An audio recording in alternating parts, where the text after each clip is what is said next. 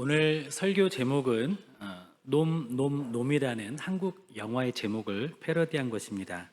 그 영화에는 좋은 놈, 나쁜 놈, 이상한 놈이 등장합니다. 오늘 본문에도 그런 사람들이 등장을 하는데요. 교회에서는 여 밑에 니은자도 쓰지 않지만 놈자도 쓰지 않기 때문에 오늘 설교 제목을 놈이 아닌 사람인자 세자로 정했습니다. 이것을 혹시 스스스 이렇게 읽으신 분은 안 계시겠죠? 예.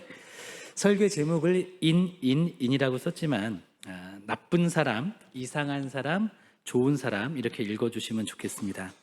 오늘 본문에는 세 부류의 사람들이 나옵니다.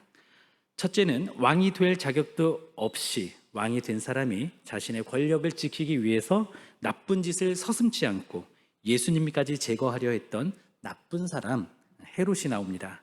그는 나쁜 놈, 아니 나쁜 사람입니다.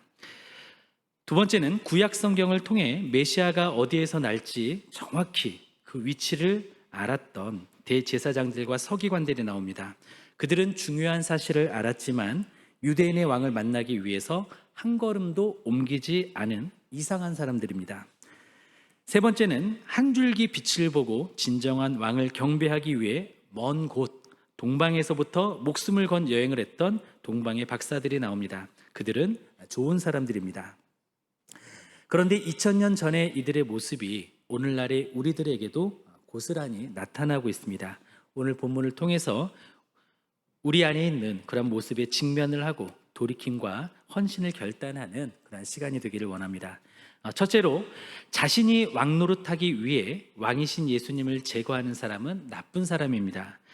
헤롯은 나쁜 사람이었습니다. 그는 예수님을 라이벌로 여겨 제거하려고 했습니다. 마태복음은 예수님의 탄생에 대해 극적인 사건을 우리에게 보여주고 있는데요. 우리가 지난주까지 살펴보았던 말씀에는 어떤 내용이 있죠? 마리아와 정혼한 요셉에게 하나님께서 천사를 보내요. 예수님의 그 수태고지를, 마리아의 수태고지를 알려줍니다. 그리고 예수님의 탄생에 대해서 준비하도록 합니다.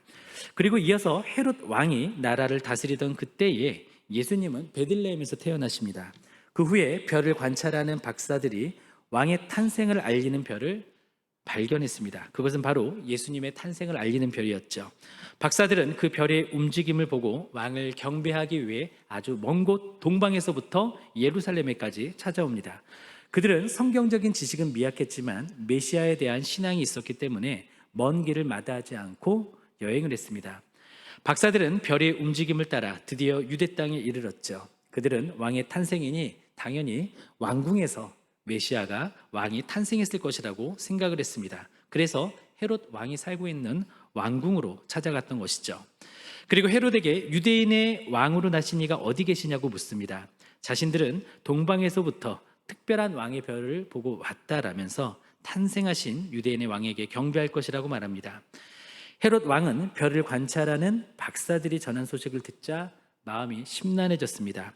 그는 유대인들을 다스리고 있었지만 정작 그 자신은 유대인이 아니었습니다. 그는 이두메인으로서 에돔 족속의 사람이었습니다. 그럼에도 불구하고 그가 유대인을 다스리는 왕이 될 수 있었던 것은 그의 정치적인 수완과 냉정하고 잔혹한 그러한 자신의 성격으로 가차없이 경쟁자들을 제거해 왔었기 때문입니다. 그는 예수님 탄생 당시에는 로마를 힘입어서 자신의 왕권을 강화시키고 있는 중이었습니다. 그리고 그를 못마땅하게 여기는 유대인들의 환심을 사기 위해서 건축 사업을 벌이고 있는 중이었습니다. 헤롯 왕은 권력에 대한 집착이 아주 강한 사람이었습니다. 그는 불과 얼마 전에 자신의 친아들 둘을 가차없이 죽였습니다. 두 아들들이 자신을 암살하려는 음모를 꾸미고 있다고 의심했기 때문이었죠. 그리고 오늘 본문의 이후의 일이지만 그가 숨을 거두기 5일 전에는 또 한 명의 아들을 처형합니다. 그는 자신의 왕권을 위해서라면 자식을 죽이는 일까지도 서슴지 않는 그런 사람이었습니다. 그는 항상 자신의 왕권을 찬탈할 수 있는 잠재적인 위협을 두려워했습니다. 그런 그에게 유대인의 왕이 나셨다라는 소식이 들린 것이죠. 헤롯은 그 소식을 듣자 큰 위기를 느꼈습니다. 마치 피가 거꾸로 솟아오르는 듯한 분노를 그는 느꼈습니다. 그러나 그는 빠르게 흥분을 가라앉혔습니다. 그는 자식까지 제거해버릴 정도로 나쁜 사람이었고 피가 차가운 냉혈한 이었기 때문입니다. 헤롯 왕은 아기 예수님의 제거 작전에 곧바로 돌입을 합니다.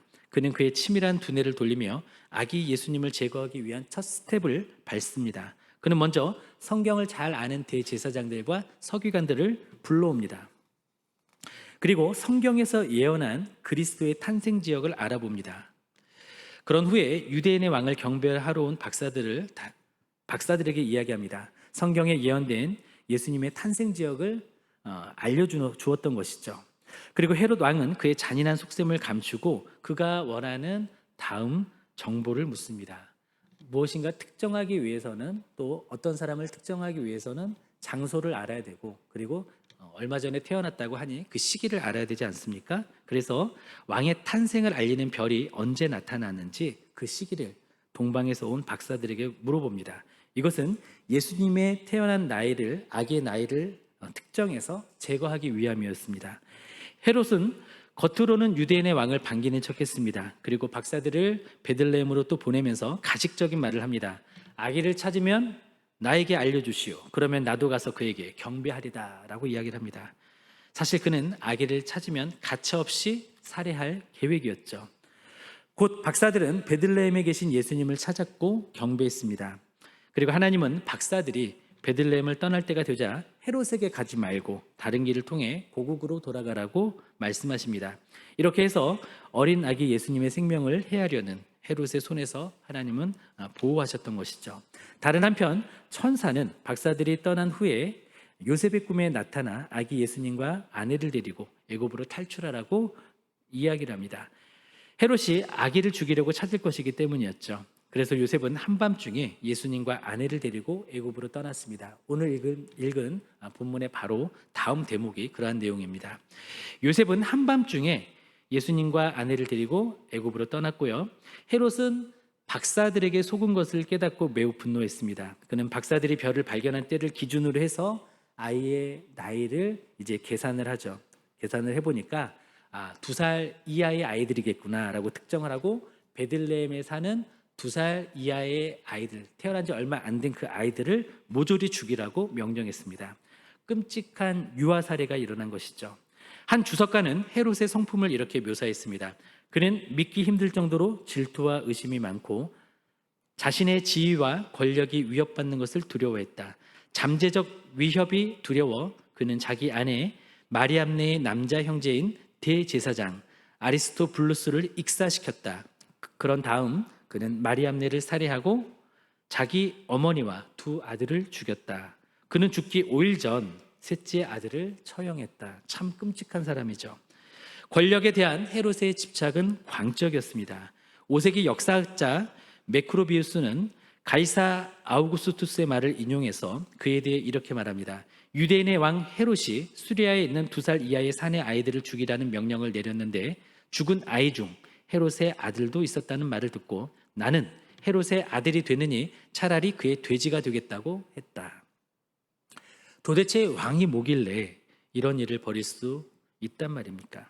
그런데 소름 끼치는 것은 헤롯의 마음에 있던 것이 우리 안에도 있을 수 있다는 것입니다. 오늘날의 영화, 텔레비전, 광고, SNS 등 수많은 매체들은 헤롯의 정신을 우리에게 주입시키고 있습니다. 그리고 우리 자녀들에게 가르치고 있습니다. 어떤 메시지들이 있습니까? 자신에게 충실해야 한다. 자신이 행복한 그 일을 해야지 다른 사람이나 상황에 떠밀려 자신의 일을 희생해서는 안 된다. 남에게 해가 되지 않는 한 자기가 원하는 대로 자유롭게 살아야 한다. 아무도 남에게 옳고 그름을 따져 말할 권리가 없다. 각자 믿는 진리대로 살면 된다. 이게 어떤 말입니까? 세상은 예수님을 왕이요 주인이라고 말하지 않습니다. 예수님의 이름을 지우고 있습니다. 그리고 네가 왕이다. 네가 내 삶의 주인공이고 주인이다 라고 말하고 있는 것이죠. 우리는 어떻습니까?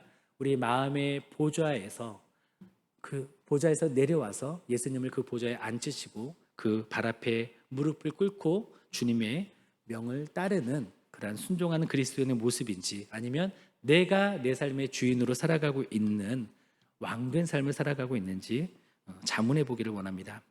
두 번째로, 주님의 뜻을 알고도 행하지 않는 실천적 무신론자들, 이러한 사람들이 이상한 사람들입니다. 그때에 그곳에는 유대의 대제사장들과 서기관들이 있었습니다. 그들은 성경을 잘 알았죠. 그리고 헤롯이 아기가 어디에서 태어날지, 유대인의 왕이 어디에서 태어날지를 묻자 그들은 그것을 대답하는데 전혀 어려움이 없었습니다. 그들은 미가서 5장 2절을 근거로 해서 답변했습니다. 미가서에는 메시아가 베들레헴에서 태어날 것이라는 예언이 있었습니다. 대제사장들과 서기관들은 이 사실을 너무나도 잘 알고 있었고 헤롯이 물었을 때 주저없이 답할 수 있었습니다. 그런데 너무 이상하지 않습니까? 메시아가 탄생했다라는 징조를 들었고 선지서에는 명확히 장소까지 언급을 했습니다. 게다가 예루살렘에서 베들레헴까지는 그리 먼 거리도 아닙니다. 그런데 그들은 움직이지 않았습니다. 그들은 한 발자국도 떼지 않았습니다. 그들은 그 모든 것을 알았지만 아무것도 하지 않았습니다. 그들에게는 책으로 쌓은 지식은 있었지만 열정이 없었습니다. 성경의 진리는 그들의 머리에서 가슴으로 이어지지 않았던 것이죠. 잘 아는데 무관심한 그들이었습니다. 아니, 냉담한 그들이었습니다. 이들은 머리로는 유실론자들이지만 실천적으로는 무신론자들이었습니다. 무신론자는 어떤 사람들이죠? 하나님이 없다고 말하는 사람들입니다. 그러면 실천적인 무신론자들은 어떤 사람들일까요? 하나님을 인정하지만 실천적으로는 하나님이 없는 것처럼 사는 것입니다. 자신의 삶 속에서 하나님을 염두에 두지 않고 하나님이 없는 것처럼 살아가는 사람들, 이것이 바로 실천적인 무신론자들입니다. 일례로 하나님의 존재를 믿는다고 하면서도 기도하지 않는 사람은 실천적인 무신론자라 할 수 있습니다. 천국과 지옥을 믿는다고 하면서도 전도를 하지 않는 사람은 실천적 무신론자일 수 있습니다. 주일에는 예배하지만 그 이외의 날에는 자신의 날로 여겨서 주님과 상관없이 사는 사람도 실천적 무신론자라 할 수 있습니다. 우리는 어떻습니까? 우리는 실천적으로 하나님을 경외하고 하나님을 믿는 사람다운 그런 삶을 살아내는 믿음의 사람들입니까? 혹시 우리는 어떻습니까? 알고도 행하지 않던 대제사장들과 서기관들과 같은 그러한 이상한 사람들은 아닌지 우리의 내면을 보고 정직하게 하나님 앞에 반응하기를 원합니다. 셋째로, 한 줄기의 소망에도 모험을 시작하는 사람이 좋은 사람입니다. 동방 박사들은 좋은 사람들이었습니다. 그들은 열망이 있는 사람들이었고 영광을 가로채는 사람이 아닌 영광을 돌리는 사람들이었습니다. 동방 박사들은 다양한 비술에 능한 현자와 제사장들을 일컫습니다. 그들은 꿈을 해석하고 천체에서 징후를 찾는 당대의 과학자들이자 인문학자들이기도 했습니다. 이들은 이사야서나 다니엘서 같은 성경을 접하면서 구약의 메시아의 예언도 잘 알고 있었을 것입니다. 이 예언서들은 아라비아, 페르시아, 바벨론에 퍼져 있는 유대 사회에 잘 알려져 있던 것이었습니다. 그들은 천체의 일정한 주기는 우주의 고정된 질서를 나타내었다고 믿었습니다. 그런데 어떤 새로운 천문학적 사건이 발생했다라는 것은 그들이 믿기에 하나님이 이 정돈된 세계 속으로 뚫고 들어와 뭔가 새로운 일을 알리시기 위함이라고 그들은 믿었습니다. 그들은 천문학적 한 비범한 사건을 발견했습니다. 바로 큰 별을 발견했던 것이죠. 참고로 동방 박사가 본 그 별은 무엇이었을까요? 여러 견해가 존재했는데 주전 11년경에 나타난 헨리의 성으로 보는 견해가 있습니다. 그런데 이것보다도 가장 가능성이 있는 견해는 목성과 토성이 합을 이루었다고 보는 견해가 가장 유력합니다. 이것은 주전 7년에 3번이 나타났습니다. 그것은 그해 5월 29일, 10월 3일, 12월 4일에 나타났습니다. 또한 이들은 아마도 왕국에서 섬기는 상류층 사람들이었을 것입니다. 그렇기 때문에 그들은 동방에서 예루살렘으로까지 긴 여행을 할 수 있었습니다. 그리고 값비싼 선물을 들고 유대인의 왕에게 그 예우를 표현하기 위해 그것을 준비할 수 있었을 것입니다. 드디어 그들은 유대인의 진정한 왕을 만날 수가 있었습니다. 이때 그들은 밀물처럼 밀려오는 기쁨과 또 메시아의 영광으로 인한 벅차오르는 감동을 느꼈을 것입니다. 그들은 그동안 별들을 관찰하며 진정한 왕의 탄생을 고대하고 또 열망했습니다. 그리고 비범한 징조를 알리는 한 별을 발견했죠. 그리고 그것이 왕의 탄생을 의미할 것이라는 신락 같은 소망을 붙들고 긴 여행을 했습니다. 사실 여행이라기보다는 목숨을 건 긴 모험이었습니다. 그렇게 해서 아기로 오신 진정한 왕을 만나게 되었습니다. 그들은 예수님을 만나자 놀라운 행동을 했습니다. 엎드려 아기께 경배했습니다. 이것은 인간 통치자에게 공경이나 존경을 표현하는 것보다 더 큰 의미를 가지고 있습니다. 그리고 그들은 하나님을 경배하는 데 적합한 예물을 들고 왔습니다. 그것은 황금과 유향과 모략이었습니다. 금은 바로 왕권을 상징하는 선물이었습니다. 금은 당시에도 가장 귀중한 금속이었습니다. 그들은 동방의 향신료인 유향도 드렸습니다. 유향은 맛은 쓰지만 향기가 나는 송진입니다. 이것은 주로 성전의 희생제사나 예배 때에 쓰였습니다. 유향은 그리스도의 신성과 제사장의 역할을 가리킵니다. 하나님과 인간 사이의 최종적인 화해를 가져올 영원한 대제사장이 그들 앞에 아기 예수님으로 누워 계시는 것이죠. 그리고 모략은 일종의 방향제입니다. 이것은 보통 훈중 소독이나 포도주의 맛을 좋게 하는 데 사용되었습니다. 모략은 거룩한 기름을 만드는 데도 사용했던 한 재료였습니다. 그리고 특히 아주 귀한 연고의 성분으로 쓰이기도 했습니다. 게다가 죽은 사람의 몸을 방부 처리하는 데 쓰이는 그러한 재료이기도 했습니다. 모략은 그리스도의 고난과 죽음을 예시합니다. 예수님은 어떻게 이 땅에 오시게 되었죠? 왜 태어나셨죠? 바로 죽기 위해 이 땅에 오셨고 태어나셨습니다. 이 선물들은 중요합니다. 이것은 왕 대신 예수님께서 앞으로 우리 죄를 대신해서 희생제물로 자신의 생명을 바칠 것을 예고하는 예언적인 성격을 띠는 것들이기 때문에 중요합니다. 동방 박사들이 무엇을 정확히 깨달았는지는 우리는 모릅니다. 그러나 결과적으로 그들은 왕중왕 예수 그리스도께 자신들이 할 수 있는 모든 예우를 다하고 하나님께 영광을 돌렸습니다. 동방에서 온 박사들은 좋은 사람들이었습니다. 반면에 앞서 보았던 두 부류의 사람들은 어땠죠? 나쁜 사람 헤롯은 자신이 왕 노릇하기 위해 가차없이 백성과 아이들까지 심지어 가족들까지 죽이는 잔혹한 사람이었습니다. 이 사악한 왕은 왕으로 오신 예수님까지 죽이려고 했습니다. 한편 대제사장들과 서기관들은 이상한 사람들이었습니다. 그들은 알고도 행하지 않는 사람들이었습니다. 냉담하고 무심한 사람들이었습니다. 그들은 메시아의 탄생 소식을 듣고 성경을 근거로 해서 그것을 바르게 해석할 수 있었습니다. 그런데 그들은 한 발짝도 움직이지 않았습니다. 유대인의 왕이자 인류의 왕으로 오신 예수님께 나아가 예배해야 했지만 그들은 어땠습니까? 식민 지배를 받고 있는 그 시대임에도 불구하고 그러한 중에도 그들은 특권층으로 살고 있었습니다. 그들은 단지 그것을 즐겼습니다. 남들이야 어떻게 살건 하나님의 뜻이야 어떻든지 현재 누릴 수 있고 현세를 즐길 수 있다면 그것으로 만족했습니다. 그것으로 전부로 삼았습니다. 유대인인 그들은 진정한 유대인의 왕께 경배하기보다는 이 세상 왕의 환심을 사서 얻을 수 있는 잠깐의 그 이익을 위해서 진정한 왕을 배신하는 사람들이었던 것이죠. 그러나 동방 박사들은 어땠습니까? 그 먼 곳에서 한 줄기의 빛을 보고 목숨을 건 긴 여행에 나섰던 사람들입니다. 그리고 자기 영달을 추구했던 것이 아니라 단지 진정한 왕을 찾아와 마땅한 경배를 드렸던 사람들이었습니다. 그들은 이 세상 왕의 환심을 사서 떡고물이나 바라던 대제사장들이나 서기관들하고는 질적으로 달랐습니다. 그들은 특권이 있었음에도 불구하고 하나님께 영광을 돌리기 위해 위험을 무릅쓴 모험을 떠났던 사람들입니다. 우리는 주일마다 아침마다 또 매일의 삶 속에서 하나님의 말씀을 듣습니다. 봅니다. 또 아무 때든지 성경만 펼치면 주님의 뜻을 알 수 있습니다. 그러면 우리는 하나님께서 한 줄기의 빛을 보여주실 때 무엇을 하고 있습니까? 선택의 기로에서 믿음의 선택이라는 모험을 하고 있습니까?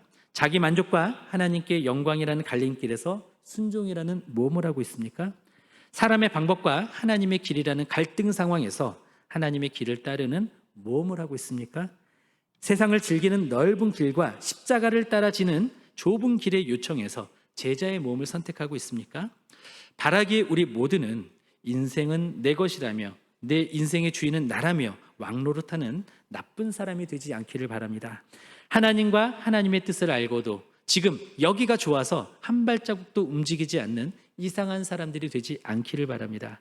한 줄기의 빛에도 이력도 인생도 바칠 만한 모험의 열망을 가진 좋은 사람, 즉 예배자요, 비전의 사람이 되시기를 예수님의 이름으로 축원드립니다.